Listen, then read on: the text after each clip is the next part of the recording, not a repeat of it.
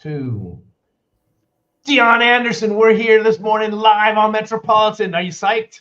I am psyched. The energy is a lot, but it's good. I need it on a Monday morning. I love Monday mornings. Monday mornings, we get to tackle the week, and I'm always so excited. And today I'm particularly excited because the subject that you're going to talk to is near and dear to my heart, and I think it should be near and dear to many other people's hearts, but they don't know how to deal with it.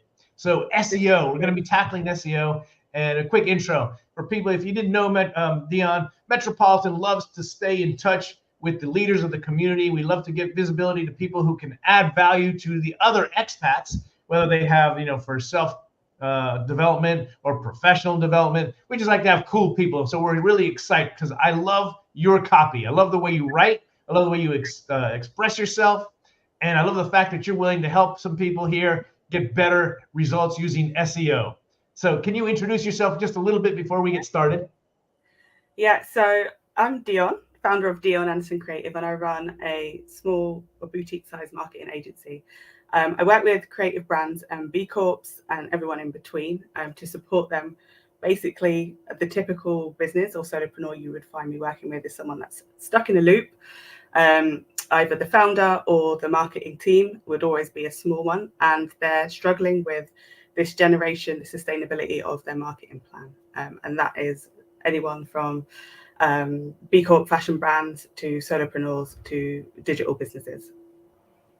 Okay, so let's jump right into it. What is SEO and who do you help and how? Let's start with who do you help and how do you help them? Yeah. So I generally work with solopreneurs or small teams, so small micro teams, and they could be in any kind of creative industry. This covers a lot. So it could be coaches, for example. I work with a lot of coaches, whether that's fitness, sports, health, well-being, fashion brands, service-based, providers, other copywriters, in fact, that might have their field and their niche and their zone of genius down, but they need some support with organic marketing strategy and the piece that brings it all together, which for me and the way I try and empower people is around SEO. It's about standing on your expertise and it's about showing up to sell as you. All right, can we take a step back? When you say organic marketing strategy, what does that mean? So, good question. Organic marketing strategy is anything basically you're not paying for. So anywhere you're not paying for, like ad spend, is organic marketing. So me and you doing this is an organic marketing tool, no? Having a conversation. LinkedIn, social media, if you're using those services without paying for premiums or ads, these are organic platforms. Now, what people often overlook is that your website is one of the biggest engines for organic marketing. And the reason for that is because you own it. It is yours. And I talk to hundreds of business owners over a month, over the course of the year. I do like a monthly offering of what I call a brew musing, where I meet with other entrepreneurs that talk me through what's going on for them. And 9 times out of 10, I'm like, okay, what do you do in terms of your website? How do you use it? And they're like, I'm really, I'm embarrassed by it, or I don't really share that link, or I got it made a million years ago and it's really in need of an update, but it's a headache. It's one more thing to do. Now, I liken this to somebody that invests in a personal trainer, but still goes to eat takeaway or fast food 5 nights a week. They're paying for something with their left hand and expecting results with the right hand, but none of the other habits around it have changed. And the same could be said for a lot of people's websites. There's a point in your business where you think, oh, right, okay, I'm ready. I'm going to get my website done. I'm excited. I've got the colors. I've got the logo. I'm like that. This is all great. Like logos and colors are cute, but copy is what converts. Okay. And yeah. Well, let me ask you this. Another question then, because I think you're kind of jumping into it. So you have a question here. Why SEO, search engine optimization? The question is, isn't it dead? Yeah. So SEO or search engine optimization is basically, the premise of it is that you're directing traffic from search. Most people refer to Google to your website. And one of the ways you can do that when we're looking at this holistic picture is by optimizing the content and the copy on each of your pages and the blog articles that you might write that support people at different parts of their journey.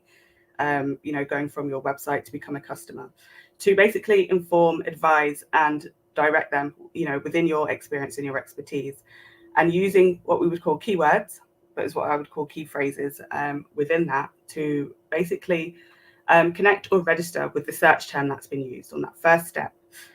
And SEO is not dead.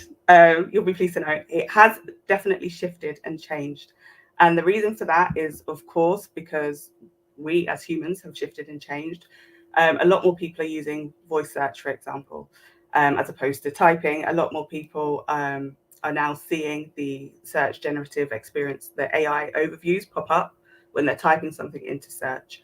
And they're getting this kind of like pull through that Google is currently testing to bring the best answers that are out there to you on one page in the search results. What I say is SEO is everywhere we look. You probably did a food shop, I'm assuming, but like maybe your wife did it, but someone in your house would have done a food shop. And I would say 90% of people are doing some type of shopping online. Whenever you go on a website and you see that you're looking for, I don't know, like oat milk or vegan milk, there's a variation of terms you would maybe be putting into the search bar on a well-known supermarket's, platform to try and find the results that best suit what you're looking for. Well, SEO and the way you optimize the content on your website is more or less the same as that, as an example. Okay. So when social media is working, what's the problem? I mean, it's like one more thing to do, as you just mentioned. So yeah. How should people like frame this in their mind? So the first thing I would say is we're looking at, in terms of statistics, 70% of people are still starting their search experience with a search engine. So they're online and they are still using things like Google. So there's no way we can ignore this. This is still the behavior of the majority. And so if you can capitalize and use your website as that tool to support people in their search queries, it would be silly to consider, for me, SEO a waste of time. You're paying for your website, you've spent the time to build it, and most importantly, you're in control. So why aren't we starting there? You're asking me about the pitfalls of social media, and of course, it's incredibly helpful. There's no question about that. But you and I had a really interesting conversation, Victor, I don't know if you remember, a couple of weeks ago, and we were talking about something you've experienced. And I feel like there's two sides to social media. There's people that are, just starting out, they're trying to get a little bit of visibility. And that in itself is hard work. Okay. It takes a lot of time, but like we said, when you're doing it organically. And building your expertise on your own website and repurposing the information that you share there to social media, for me, is one of the smartest tactics you can deploy to really maximize the time you're spending on marketing. So it's not that social media, I'm not saying it shouldn't be used. It definitely should. It has a place. But I call search big sister, and I call social media like little sister, because what you're doing, is using something that has been, it's historic, it's tried, it's tested, and the statistics still stand. 70% of people are starting online by using a search engine. And when we come to social media, we know that there's been periods where we've had blackouts on certain platforms. I hear this story like every other week of someone being locked out. And you yourself have experienced something as well in terms of the other end, when people have a huge following, being in control of when particular platforms decide to maybe grade you down or take you back to zero in terms of your following and the kind of the following, the community you've built there. So I always say, if social media disappeared tomorrow, how would you reach the people that you've engaged with there? And a lot of business owners look at me and they're like, hadn't really thought about that, So this, for me, is why the website piece is the core of your strategy. And you look at creating what we would call an ecosystem between your website and the other places you show up online as well. But website, for me, should always be the bedrock of this strategy. Okay. I think that just cuts down to the heart of our conversation, why SEO should be at the core of your marketing strategy. Indeed. So if you want to include SEO in your marketing strategy, and you don't know where to start, it's important, but you don't know where to start, what would you say to people who are kind of in this position? Yeah, I deal and work with a lot of people. My stance on this is always trying to empower. So I try to give people the skills or the tools to do as much as they can on their own. We know that this is hard. It's not always possible. But I would say the more you utilize SEO, or you take time, or you schedule it in to what you're doing to understand more about it, even if you're going to outsource it, you're empowered enough to know what you're asking for. So one of the first places I tell people to start is to go and set up a Google Search Console account. So this is a free service offered by Google, and it's a way basically to see the content and the keywords that your website is already ranking for in Google. So if there's one thing people do after this today, schedule 5 minutes, go on to search and look for Google Search Console. If you do not already have one, go and set one up for your website. When you set up your account, it's normally linked to your Google email. You can then add the URL for your website, and it will take a couple of days normally to start to generate information, but it will be able to give you a really good starting point to know the keywords or the key phrases that your website is already ranking for. Now, obviously, this is great. People are like, what?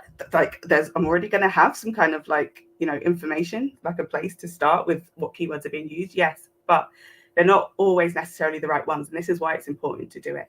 I see lots of people put lots of time and effort and work into building their website, and then they forget to either update the sitemap, which is something you could also do on Google Search Console, which is basically creating a map basically that you submit, and you ask Google, this is the map for my website, this is what I want you to look at, and these are the pages that are important.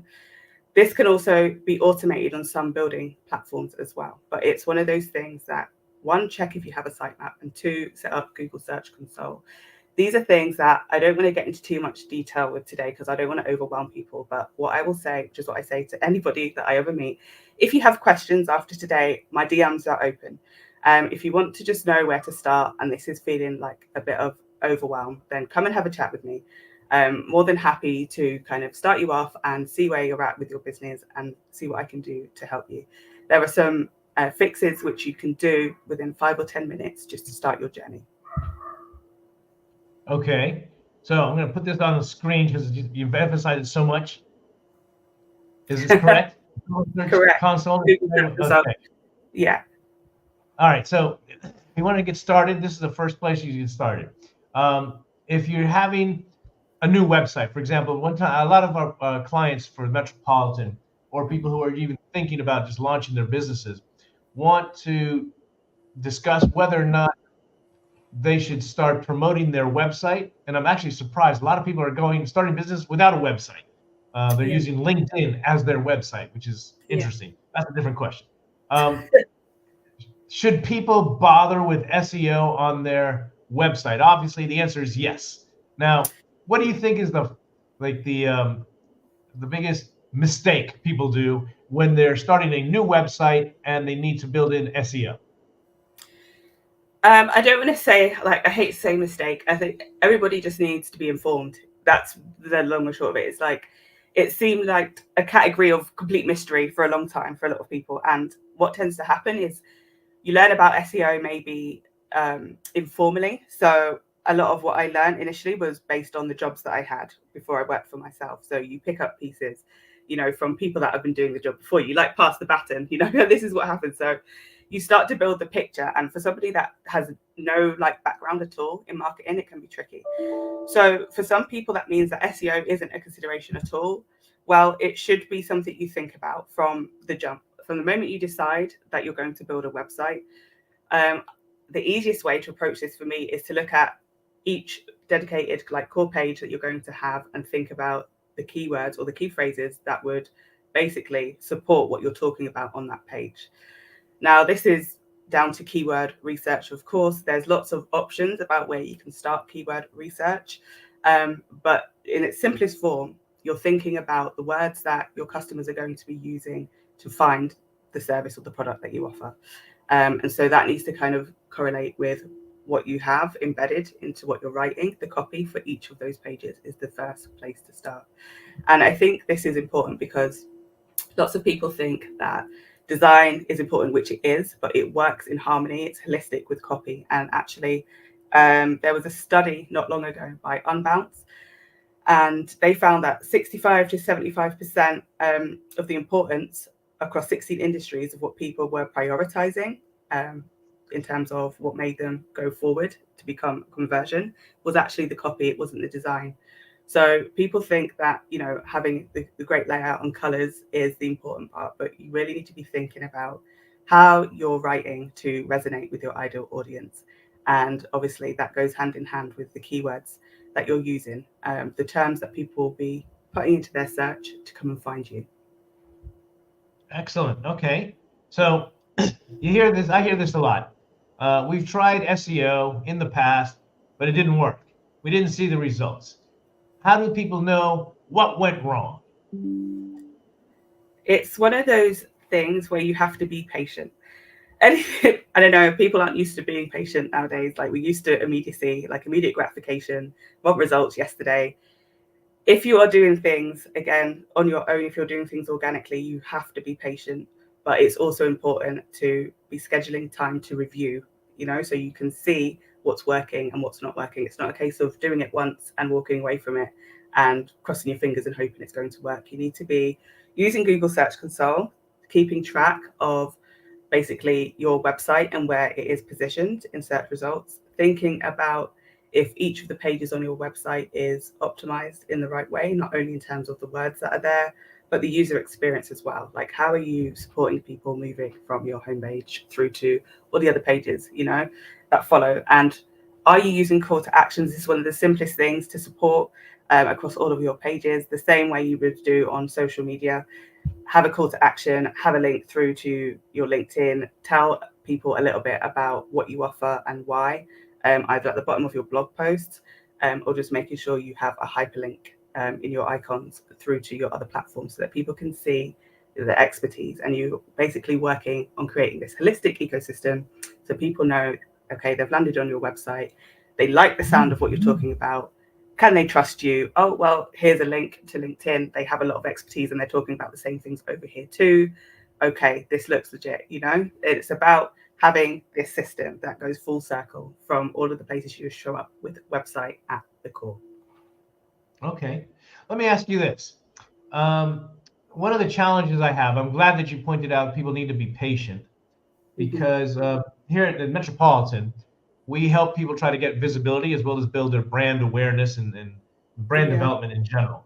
And sometimes people think that if they advertise, they will immediately start seeing results. And some of them are very disappointed because it might be a lot of money to them, and there's a difference between investing in marketing and sales rather than expending a little bit of extra funds that you have here to get more visibility, and they want to see results within 15 to 30 days. And it takes time to rank, no matter whether it's Metropolitan or anybody else. How long do you think people should be waiting to, when you say that they need patience, how long should they wait to start seeing results so they can get proper assessments of their metrics? Yeah, I would say at a minimum, you're looking at a 3-month mark to start to see some turnaround when you're using organic methods, basically. If you're not paying for something, then of course there is hard work involved. And this is where monitoring your website and what it's doing is important, and seeing the pages that are being ranked by Google, if they're the pages you want to be ranked by Google, if you even have a sitemap, and if you don't, submitting one, scheduling time regularly to basically do maintenance on your website. It is like anything else. It requires this kind of like little and often, to try and yield results. And even paid ads, it has to be said, I've heard 100 horror stories, if not about this, where people think that because they're paying for something that the results basically are going to be immediate. But you really need to know, again, who you're targeting. And if you don't have somebody that knows exactly what they're doing with ads and how to create basically the right profile, the right avatar of who you're going to target with those ads, then you get leads which are going to lead nowhere, basically. And this can also be quite disheartening. So my advice is to always start with organic, see what works. When you start to see maybe things that are difficult to rank for, because they are obviously something that require maybe a spend, this is when you can start to think about using ads to complement organic marketing. I would say there's room for both, but for the majority of businesses I work with, they're interested in how they can strengthen their profile using basically free marketing, because a lot of businesses, are maybe making a profit, but we know that marketing is something that if you're going to spend on it, can eat up that profit quite quickly. You need to be smart about it. And I would always say, try and empower yourself with as much information as possible first, which means doing the trial and error, the testing, showing up organically first, and then deciding where it's worth spending if you're then looking at complementing your strategy with a Facebook ad or a LinkedIn ad or whatever type of paid marketing support alongside. Okay. And so let me ask you this. So since you're generously talking to us about SEO and how people can do it, tell me a little bit more about your business. So what do you get inspired? Because I love how you write. You tell stories. You just totally relate to people. Tell me, how do you write, and what do you do that people who are new to this can understand how you add value to their company? Yeah, I think the best example is somebody that I work with calling me a magician and a storyteller. And this is at the core who I've always been, I would say. When I was a kid, I was, super happy to be like reading stories out loud, like having an audience, but in a way where we could connect, and like kind of have this community feel. And this is what I try to recreate when I work with people and businesses. It's about getting to the core of, who you are, who you serve, and the legacy you want to create. And this is something we haven't touched on, but legacy is really important. There is an expiry to the things we post on social platforms. But when you start to basically assert your authority in the industry you're in terms of writing blog articles that are informative, that offer value, that share your experience, and they sit on your own website, these are things which we can start to think of as legacy pieces. They're building the picture of the brand that you have and who your business is going on to be. And this is really important because it's yours, it's your information, firstly, but it supports the strategy that you then use in other places, the message that you stand on, and that people will come to recognize you for. So the way I work with people is this: it's getting to the core of who you are, who your business is, and how you want to be seen in the world. And we utilize that to create the stories, create the narratives, and just make the brands more human. People are craving human connection. If you can find what that is within your business, you will be like onto a winner. Basically, there's nobody I know that's failed when using storytelling in their marketing. When you find the topics that connect with your ideal audience. Okay, excellent. And I think you and I share something here, because a lot of times we get small clients or clients that have small businesses, and they know a lot of times exactly what they're doing wrong, but they don't know exactly how to improve that. And part of it is storytelling. And so they come to me with a message and they say, we need to massage this because we're not getting the words just right to the right audience. And can you talk to us, because you explained earlier that you work with young companies or solopreneurs. What is sometimes the biggest challenge that you find in working with small shops? I think this isn't just with small shops, so this is like a general, and I think there's a misconception as well. People think bigger brands have got things more sorted, and I can tell you that isn't always the case. I've worked with big brands like big global banks. I've worked with big fashion houses. It's definitely not the case. The only difference is that maybe some of those bigger brands have bigger spend. They might have a bigger team, more capacity, more opportunity to throw money at a problem. That doesn't always yield results either. And this is what I want people to go away with and know, because we're, trying to take space up in a world of titans, and that can feel really overwhelming. And I feel like this is where more than ever, telling your story, sharing your expertise is incredibly important. And I know a lot of people are doing that on social media. But again, it comes back to this thing of building a home and a place to send the people that want to buy from you, and being comfortable with showing up to share as well.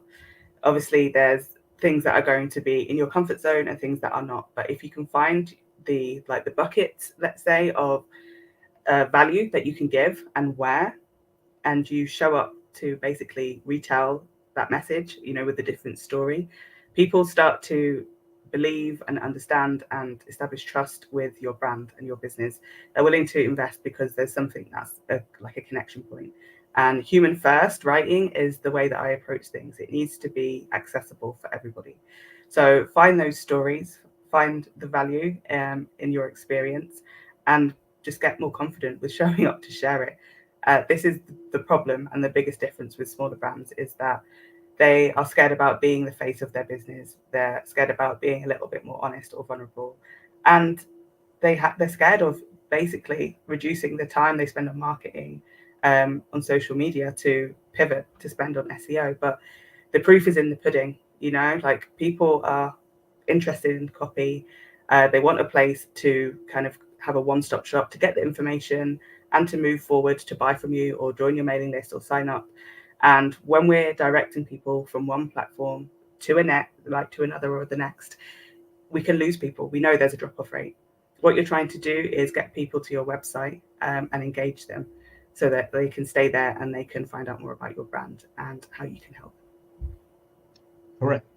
I was listening to somebody, one of these big gurus, who has millions and millions of followers, and he said one time he's going to give away free advice to somebody or lend his name to somebody, and he didn't like that person's business, and he was kind of stuck because he made a promise and he wanted to fulfill his promise, but he said, if I send people to your website right now, it'll be horrible for you because you're going to get millions of people who are listening to me, and your website is a mess.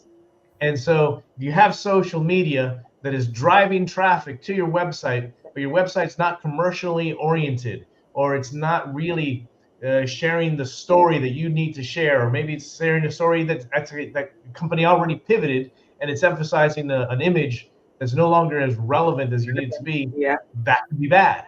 And so, I really wanted to leave the people here with, the importance of making sure that your website is, what it has, the copy, it has the words, the phrases, that it connects, and it really does. Makes a whole lot of sense to have people who are experts in connecting with people like yourself, the way that you're able to articulate complex ideas into very, synthesize them into very impactful, short phrases that captures people's attention and then keeps it. And so with that, I just want to see if you can help us, Dion. How do people get in touch with you to continue getting more information about you or building on the questions that we had earlier today? So you have it on the screen. They can visit my website, which is dionandersoncreative.com. And of course, as I've said, I'll say it again, for anyone that's maybe joining late, I'm open to questions. If you are stuck, if you don't know where to start, if you're feeling like your head's in a spin after hearing me talk about SEO, please come and talk to me. I love connecting. Ready to, to help businesses any way I can. And yeah, all you've got to do is start. If you do one thing today, I'm going to give you 3 things to do. Go and set up a Google Search Console account if you don't have one. Schedule some time basically to look at your website and see what needs changing and where. And thirdly, just start to have a think. If you're not currently using keywords or phrases, what are the questions or the words that people would be using to find the product or service that you offer? And just start to write that list down. And this is a good starting point, because you can then, whether you're going to outsource or whether you're going to start taking SEO more seriously, look at the keywords that you've come up with and see if they're relevant. Fantastic. I don't think we could summarize this any better than that. All right, Dion, thank you so much for your help. If you don't mind, we're going to end here, but stay with me for a second. I have some questions for you, and I want to take a picture together. Yeah, perfect. All right. Excellent. Thank you so much, Dion, and we'll be chatting soon. If you have any questions, whether you want to do it yourself, Dion gave you the 3 steps. Do those first, and then contact her for expert and professional help on making sure that your website and findability is optimized. Thank you.